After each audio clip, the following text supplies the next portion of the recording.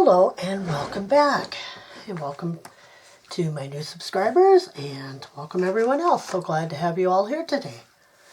I have a haul video, and I want to share some things that I bought. And I have a confession: I have been buying crazy, and it needs to stop. I got bored at work the other night, and I stupidly went on eBay, and I spent $100. And I have a bid in for another quite high-priced lot. Worth it because I figured it out and everything's going to cost me about $2.50. But I need to stop because I work the overnights now, so I'm making a lot more money, and I have a lot of money right now. And yeah, I wanted to spend some, because the one thing that I don't have, or the things I don't have for my doll houses, are a lot of the little accessories. I mean, I've got a lot, but I don't know. I need to stop spending. So I'm going to stop spending. I'm going to be having several hauls coming up because of my spending, and yeah, it needs to stop. So today my brother and I needed to get some things, and we decided we were going to go antiquing. And so we stopped in at a little shop it's just kind of south of Hartford, just on the other side of I-90. And it's called Antiques, and I bought a dollhouse in there before. And today I went in and bought some miniatures. So we'll start with those. And I apologize, right now there's going to be some rustling of paper, but he nicely wrapped them all up for me. So anyway, this is the first, and I know you're all going to be like, oh, it's a little too big. I don't care in this case. I don't. This is B&B Adhesive Plaster, Bauer and Black, somewhere in New York, and it's 1 inch wide and 1 yard long. Okay, so it must be a roll of like plaster cloth. Not sure, but, and it says zinc oxide. Okay, so whatever this is, it says sticks to any dry surface, so it must be like a patching plaster, maybe? I don't know. But this is the most adorable little tin. Look at that. It is so cute. And he only charged me $2 for it. And yes, I will go in one of my doll houses. Beg or not, it's going to go in. It is just too cute. So the next thing I have from there is, can I reach it out? Okay, this tiny, tiny, tiny little rickshaw. Whoops, had him on in there. But you can see there's a little figure and a little driver. How cute is that going to be displayed on a little shelf? Absolutely adorable. It's just plastic, but it's so cute. Okay, so here comes the paper, and I'm sorry about that. Now this is either a bigger cup, but it looks to me like a tiny chamber pot, maybe for like half scale. And he charged me $1 for that, and $1 for the little rickshaw guy thing. So I think that is so cute, and it's just the shape of it that makes me think it's a chamber pot. That's okay. They come in handy. I think Kitten Caboodlers calls it a gazunder. Lord knows. I love their miniature channel. Okay, I really love this little picture because this one has fall leaves on it. Mostly you find roses and stuff. This little guy has fall leaves. Isn't that cute? That is so sweet. And again, it may be a little big, but I don't care. I like it. I think it's cute. Oh, it's made, this is made in Japan. And it's just adorable. Let me hold it up so you can really see the leaves. Cute. You know, with these, you can always put flowers in them if they're too big to use for, you know, what they're supposed to be. I'll always have them with flowers. If you turn it so you don't see the handle, it looks like a vase. Okay, and then there's this one now. I watch a lot of mudlarking videos, and I have seen the mudlarks find these on the old rubbish dumps. And I think they're really cool. This is terracotta, and it is marked Germany.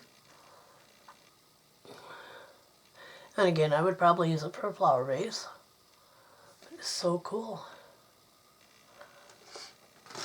So I found that, I'm like, yep, I've seen them get those, and I think they're early 20th century. Okay. And I think both those pictures he charged me $1 a piece for, something like that. This is kind of big for 1/12, but I fell in love with it. This is the cutest, most beautiful little vase. I paid $2.50 for it. I don't care. It's just going to be a big vase, which they do make. Isn't that pretty, though? Look at that. I fell in love with this. I'm like, I gotta have it. I just have to have this one. So I have that. And next, now he charged me a little more for this one, because this is actual antique stoneware, and it actually has a dark glaze on it. Again, I would probably use it for a vase. This is actual stoneware. It's very heavy. Very heavy. And he charged me $4 for that one, simply because that's what it is. It is the actual antique stoneware with the dark glaze on it. I love it. I absolutely love it. And again, you know, I don't care if it's a little big. I just love it. So yeah. I should save these papers. They got all kinds of antique shops on them. Most of them are in the western part of the state, though, so that's not, you know, I'm not there. I wish I was. It's beautiful. This is a little antique mirror, and I paid $3.50 for that. There's a little price tag on the back. Yeah, this is actual antique, so I thought it was really cool. And it has the wear and tear of an antique mirror, but that's okay. It's part of its history. And the last thing I bought was, I thought this would be cute in a dollhouse too. It's a little Japanese temple or building. Little steps. And again, it's kind of big, but if you look at a dollhouse for a dollhouse, it's not really that big. So, yeah. I thought that was just adorable. Oh, I'm seeing something on here. Does this open? I don't know, it looks like a little clip up there. Nope, guess not. Up under the edge of the rip here, looks like a little clip. So I don't know what that's about, but yeah. Alright, well, I'm going to put this back before I get the other out. I don't know, I thought it was a great buy. So happy to have this stuff. And like I said, I do have a lot of accessories, but I mean, I just couldn't beat the price he gave me on those. So I love that little antique mall. It is one of those places so crammed full, you gotta really look. And I think that's what I really like about it. Okay, so the other antique mall we went to is one I usually go to, and it's where I've gotten the little Easter things and stuff, because this lady has a booth, and I always go in to see if she's, you know, put anything new in. So these cost me $4 each, these little bags. And there are little mini dishes in them. So I'm just going to lay those down and we'll get to them. Now there's several of these, and the handles are a little crazy on them. That's okay. I'm good with that. I have 3 of those, and I'm not going to show you the other 2 because they're identical. Then I got this little green dish with a little handle on it. It's really cute. There is one mug, and again the handle's a little crazy, but you know, these are handmade. They're kind of crudely done, but really cute. There's these little, I don't know, they're open on the top. They have a little opening in them, and they have the handle again. So I'm not sure if they're supposed to be little mugs or what they're supposed to be. They'd be very tiny, probably half scale. And then I have these little things, and I'm just going to, this is like, must be a little vase, very tiny again. Look at the little hand-painted design. These, one of the bigger ones says that these were made in Portugal. So I think that is just super neat. Again, here's a little mug, and I don't know if all of these are Portuguese. They might be, but they're adorable. I have no idea how old or new they are. Here's a little bowl. And again, the little bowl has a little hand-painted flower on it. Really cool. And this little mug here, this is the one that says it's made in Portugal, and it is so hard to read, my eyes are hurting, but there you go, made in Portugal. And again, the beautiful hand painting on it. just amazing. So I feel really fortunate to have those, and they might possibly all be from Portugal, they might not. These are like a little terracotta clay, and the others are heavier and glazed, so not sure on those, but I'm really excited that when I found out those were from Portugal. At first I thought they were probably Mexico, but Portugal makes it all that much more special. And then I bought a second bag of them. There were 3 bags of them, but then I was starting to repeat what was in them, so I just bought 2 of the bags. They had a bed there. I was thinking for Grandma's guest room, but then I decided, no, I'll make a bed. I can do that. So there's one left in there. I need to get out. Okay, so first here, this is wood. It's a little pitcher, and they didn't hollow out the middle of it, but it's just a little pitcher. Be cute sitting on a little shelf. Again, another one of those big ceramic pots with the oversized handle. Oops, sorry. Then there were 4 of these. And I think they're supposed to be tumblers. They're a little, I don't know, they're a little big. They're definitely a clay of some sort. They're very heavy, very, very heavy. And they're tan with a brown speckle on them and a brown rim. So I'm just going to hold up one of those, let you see it. It's brown on the top and then little speckled sides. They're really cute. Then there was another one of these little tiny, I take it these are supposed to be mugs. And they are just very tiny, but really cute. It's another little handled dish. And then there's just this little brown, I don't know, bowl, I guess, plate, something like that. It's very shiny. And they're kind of crudely made, but you know what? I love them. There's just something about stuff like this. It's handmade, and I thought $4 a piece was a pretty good buy. Like I said, I need to stop buying because, yeah, I've gone a little overboard. But I'm done with dollhouse purchases unless I can find stuff for really super cheap. So that's how that's going to go. But anyway, I have one more part of this haul, but I'm going to have to film it tomorrow because I've got to get it all set up somewhere. So yeah, so I will be back with the second half of the haul and show you that. Bye for now. Hello. Well, this is the second part of my haul. No, I didn't need it. No, I probably shouldn't have. But I saw this dollhouse listed on Marketplace months ago, and I fell in love with it. And then I didn't see it listed anymore, so I thought, okay, they sold it. My loss, no big deal. I don't need it. I have enough. And anyway, I'm sorry if the camera shakes. Anyway, I stopped at their little antique shop. I believe it's called Madison Treasures and More. Beautiful, wonderful couple. They are so, so nice.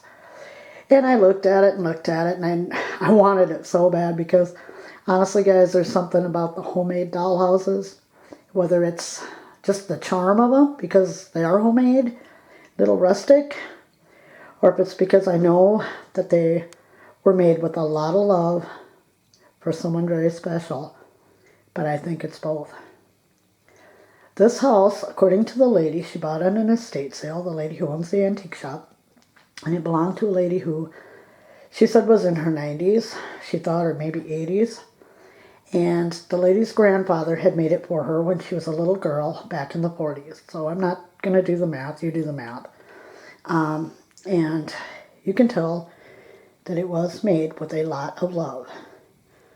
It's in really good shape. There is one shutter on the front of the house to the right side as you're facing it, and it came loose, and somebody stuck a huge wad of tape on there.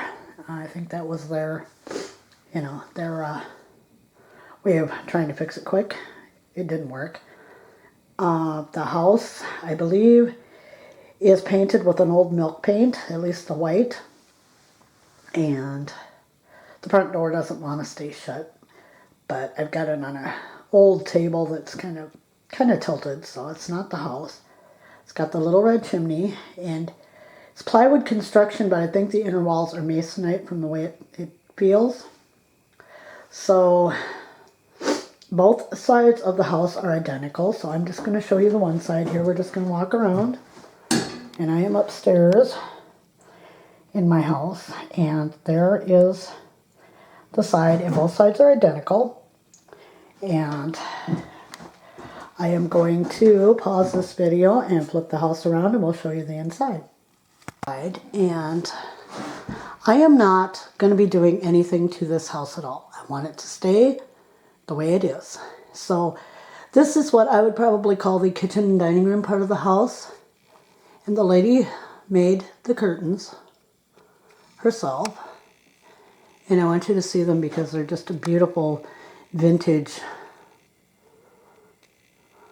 Aren't they pretty? And she's made them for all the windows, and they all have the same curtains. They're very clean looking yet. I haven't cleaned those. I have cleaned the house, and the house will not come any cleaner. The dirt is ground in, and that's just part of the house's history. Whoops. So, and this kind of reminds me of my kitchen, dining room, living room part, because between my dining room and my living room, I also have a huge arched doorway. And I believe that my house was updated probably in the late 20s or early 30s. Okay, so let's move over into the living room part. And again, we see she's made curtains for the window. There's the door. And honestly, guys, I have tried to clean this house up, and I just can't get it any better. I may try a magic eraser, because I do believe this is old milk paint, and if it is, it would be very hard to get off. So we come over here to the doorway. This one's square.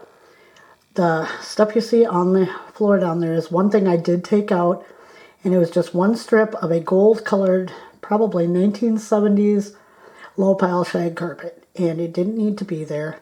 And I sanded down the excess glue, but that's what I got left with. And I'm not sure if I'll try to touch that up, or if I'm just going to put a rug in the doorway, which probably will happen. Now, since I want to leave this house as original as possible, I won't be doing anything with the floors unless whatever I do is put on poster board and then just put into the house so that it is completely and totally removable. And I haven't decided. To the far end is what I call the bedroom, the master bedroom. And again, we have the beautiful little handmade curtains. Don't know how that one got flipped around. They are on curtain rods. And I'm not exactly sure how she did that. As you can see, I'm going to take you up and show you the beams in the ceiling. This house was electrified at one time, but it was the old lights with the cloth wire. And the lady who had it took the lights out of the house. And I mean, really, they're probably dangerous nowadays to use. I know that they can be used, but they have to be, you know, they have to be, the wire has to be replaced. And I'm sorry for having my hand in the way, but I was trying to straighten out this curtain on the rod up there. And once again, I won't be doing anything unless it is totally removable. And then we come to the last room of the house, and this had linoleum added, either in the 50s or 60s. I remember this type of linoleum on kitchen floors, and it does have the gold sparkles in it. And since it came with the house, it stays with the house. However, I don't like it. But we're going to put stuff in there, so it isn't going to matter.